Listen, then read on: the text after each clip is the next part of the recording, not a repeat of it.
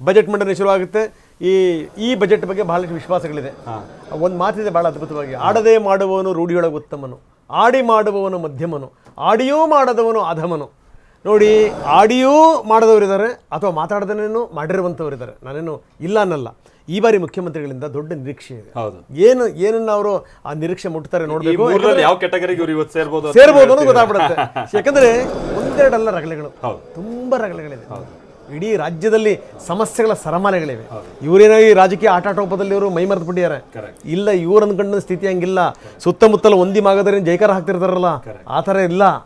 ರಾಜ್ಯದ ಸ್ಥಿತಿ ಕೆಟ್ಟಿದೆ, ಅದನ್ನ ಅರ್ಥ ಮಾಡ್ಕೊಳ್ಳಿ. ಇನ್ನೊಂದು ವಿಚಾರ ಅಂದ್ರೆ ಸರ್, ಈ ಬಾರಿ ಈ ನಮ್ಮ ಹಿಂದುಳಿದ ತಾಲೂಕುಗಳು 172 ತಾಲೂಕುಗಳು, ಕಲ್ಯಾಣ ಕರ್ನಾಟಕದ ಭಾಗದ ಜನರು ಬಹಳ ನಿರೀಕ್ಷೆ ಇಟ್ಕೊಂಡು 62,000 ಕೋಟಿ. ಒಂದೇ ಮಾತು,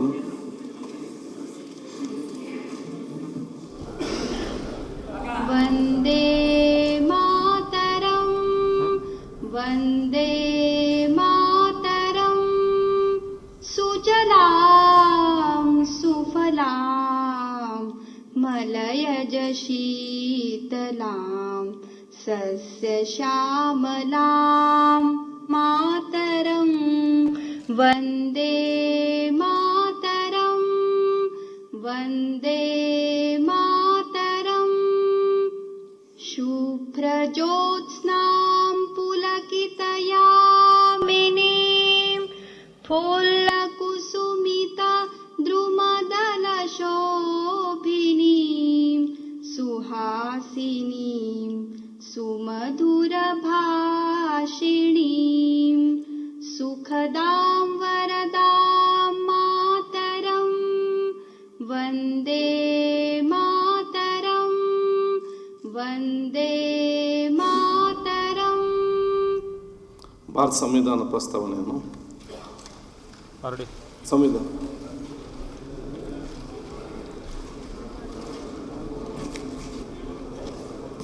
ಭಾರತದ ಜನಗಳಾದ ನಾವು ಭಾರತವನ್ನು ಒಂದು ಸಾರ್ವಭೌಮ ಸಮಾಜವಾದಿ ಸರ್ವಧರ್ಮ ಸಮಭಾವದ ಪ್ರಜಾಸತ್ತಾತ್ಮಕ ಗಣರಾಜ್ಯವಾಗಿ ರಚಿಸಲು ಮತ್ತು ಅದರ ಸಮಸ್ತ ನಾಗರಿಕರಿಗೆ ಸಾಮಾಜಿಕ ಆರ್ಥಿಕ ಮತ್ತು ರಾಜಕೀಯ ನ್ಯಾಯ, ವಿಚಾರ ಅಭಿವ್ಯಕ್ತಿ, ವಿಶ್ವಾಸ, ಧರ್ಮಶ್ರದ್ಧೆ ಮತ್ತು ಉಪಾಸನಾ ಸ್ವಾತಂತ್ರ್ಯ, ಸ್ಥಾನಮಾನ ಹಾಗೂ ಅವಕಾಶ ಸಮಾನತೆ ದೊರೆಯುವಂತೆ ಮಾಡಲು ಮತ್ತು ವ್ಯಕ್ತಿ ಗೌರವವನ್ನು, ರಾಷ್ಟ್ರದ ಏಕತೆಯನ್ನು ಹಾಗೂ ಅಖಂಡತೆಯನ್ನು ಸುನಿಶ್ಚಿತಗೊಳಿಸಿ ಅವರಲ್ಲಿ ಭ್ರಾತೃಭಾವನೆಯನ್ನು ವರ್ಧಿಸಲು ಶ್ರದ್ಧಾಪೂರ್ವಕ ಸಂಕಲ್ಪ ಮಾಡಿದವರಾಗಿ ನಮ್ಮ ಸಂವಿಧಾನ ಸಭೆಯಲ್ಲಿ 1949 ಇಸವಿ ನವೆಂಬರ್ ತಿಂಗಳ 26ನೇ ತಾರೀಕಾದ ಈ ದಿವಸ ಈ ಮೂಲಕ ಈ ಸಂವಿಧಾನವನ್ನು ಅಂಗೀಕರಿಸಿ ಅಧಿನಿಯಮಿಸಿ ಅರ್ಪಿಸಿಕೊಂಡಿದ್ದೇವೆ. ಈಗ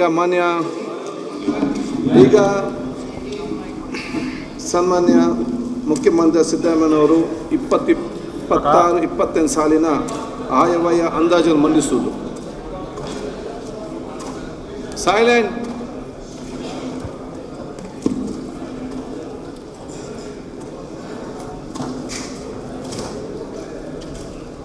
ಸನ್ಮಾನ್ಯ ಸಭಾಧ್ಯಕ್ಷರೇ, 2026-27ನೇ ಸಾಲಿನ ಆಯವ್ಯಯವನ್ನು ಸದನದ ಮುಂದೆ ಮಂಡಿಸಲು ನನಗೆ ಸಂತೋಷವಾಗುತ್ತಿದೆ.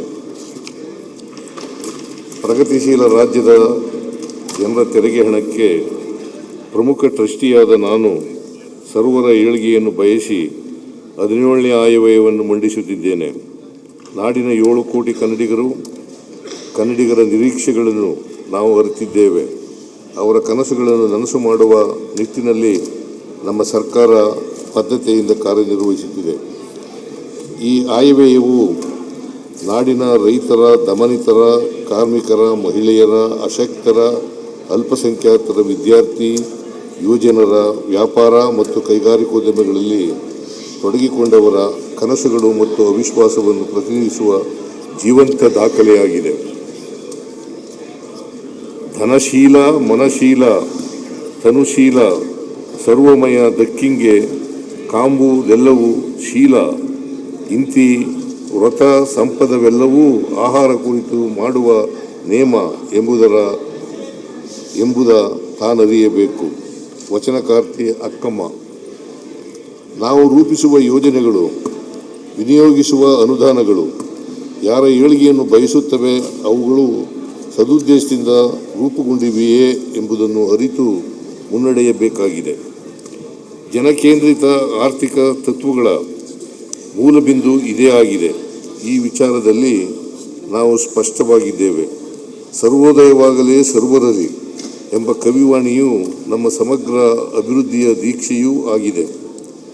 ಕರ್ನಾಟಕವು ರಾಷ್ಟ್ರೀಯ, ಅಂತಾರಾಷ್ಟ್ರೀಯ ವಾಣಿಜ್ಯ ರಂಗದಲ್ಲಿ ಅದ್ವಿತೀಯ ಪಾತ್ರ ವಹಿಸುತ್ತಿದೆ. ಕೃತಕ ಬುದ್ಧಿಮತ್ತೆಯ ಆರ್ಟಿಫಿಷಿಯಲ್ ಇಂಟೆಲಿಜೆನ್ಸ್ ಕ್ರಾಂತಿಕಾರಕ ಬೆಳವಣಿಗೆಗಳಿಂದ ಜಾಗತಿಕ ಉತ್ಪಾದನಾ ವಿಧಾನಗಳು ದಿನದಿನಕ್ಕೂ ಬದಲಾಗುತ್ತಿವೆ. ವಿಜ್ಞಾನ ತಂತ್ರಜ್ಞಾನಗಳಲ್ಲಿನ ಹೊಸತನಗಳು ರಾಜ್ಯದ ಸ್ಥಿತಿಗತಿಗಳನ್ನು ನಿರ್ಧರಿಸುವ ನಿರ್ಣಾಯಕ ಸಂಗತಿಗಳಾಗಿವೆ. ಈ ಸಂದರ್ಭದಲ್ಲಿ ನಾವು ಬೆಂಕಿಯನ್ನು ಬೆಳಕಾಗಿಸಿಕೊಳ್ಳುವ ಸಂಕಲ್ಪ ಹೊತ್ತು ಮುನ್ನಡೆಯಬೇಕಾಗಿದೆ ಎಂಬ ಎಚ್ಚರದಿಂದಲೇ ಈ ಆಯವ್ಯಯವನ್ನು ಮಂಡಿಸುತ್ತಿದ್ದೇನೆ. ರಾಷ್ಟ್ರದ ಅಭಿವೃದ್ಧಿಯ ಸರ್ವ ಕ್ಷೇತ್ರಗಳಲ್ಲೂ ನಮ್ಮ ರಾಜ್ಯವು ಮುಂಚೂಣಿಯಲ್ಲಿದೆ. ಅತಿ ಹೆಚ್ಚು ತೆರಿಗೆ ಸಂಪನ್ಮೂಲಗಳನ್ನು ಸಂಗ್ರಹಿಸಿ ಕೊಡುವ ಪ್ರಮುಖ ರಾಜ್ಯವಾಗಿದೆ. ಹೆಚ್ಚು ಹಾಲು ಕೊಡುವ ಹಸು ಎಮ್ಮೆಗಳಿಗೆ ಹೆಚ್ಚಿನ ಆರೈಕೆಯ ಅಗತ್ಯವೂ ಇರುತ್ತದೆ. ಅವು ಬಡವಾದರೆ ಗೋವಳಿಗನು ಸಂಕಷ್ಟಕ್ಕೆ ಸಿಲುಕುತ್ತಾನೆ ಎಂಬುದು ಭೀಷ್ಮನ ತತ್ವ. ಇದನ್ನು ಅರಿತು ಒಕ್ಕೂಟ ಸರ್ಕಾರವು ರಾಜ್ಯದ ಬೇಡಿಕೆಗಳ ಬಗ್ಗೆ ಸಂವೇದನಾಶೀಲತೆಯಿಂದ ವರ್ತಿಸಬೇಕೆಂದು ಆಗ್ರಹಿಸುತ್ತೇವೆ. ಭಾರತದಂಥ ವೈವಿಧ್ಯಮಯ ಸಂಸ್ಕೃತಿಗಳ ರಾಷ್ಟ್ರವು ಸಹಕಾರಿ ಒಕ್ಕೂಟ ವ್ಯವಸ್ಥೆಯಿಂದ ಮಾತ್ರವೇ ಅಭಿವೃದ್ಧಿ ಸಾಧಿಸಬಹುದಾಗಿದೆ. 2023ರಲ್ಲಿ ನಾವು ಅಧಿಕಾರಕ್ಕೆ ಬಂದ ಕೂಡಲೇ ಸಾರ್ವತ್ರಿಕ ಮೂಲ ಆದಾಯ ಪರಿಕಲ್ಪನೆಗಳಾದ ಗ್ಯಾರಂಟಿ ಯೋಜನೆಗಳ ಮೂಲಕ ಜನರಿಗೆ ಆರ್ಥಿಕ ಸುಭದ್ರತೆ ಮತ್ತು ಸಾಮಾಜಿಕ ಸುಸ್ಥಿರತೆ ಒದಗಿಸುವುದಕ್ಕೆ ಆದ್ಯತೆ ನೀಡಿದೆವು.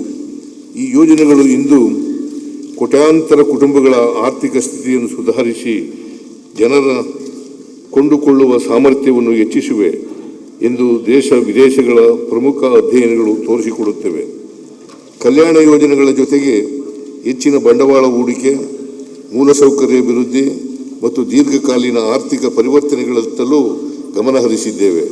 ಮಾನವ ಅಭಿವೃದ್ಧಿಯಲ್ಲಿನ ಹೂಡಿಕೆಯನ್ನು ನಿರ್ಲಕ್ಷಿಸಿದ ಆರ್ಥಿಕ ಅಭಿವೃದ್ಧಿಯ ಅಸ್ಥಿರ ಮಾತ್ರವಲ್ಲ, ಅನೈತಿಕವಾದುದು ಎಂಬ ಅಮರ್ತ್ಯ ಸೇನ್ ಅವರ ಪ್ರಮೇಯವನ್ನು ಅರಿತು ಜನಕಲ್ಯಾಣದ ಯೋಜನೆಗಳಿಗಾಗಿ ಹೂಡಿಕೆ ಮಾಡುತ್ತಿದ್ದೇವೆ.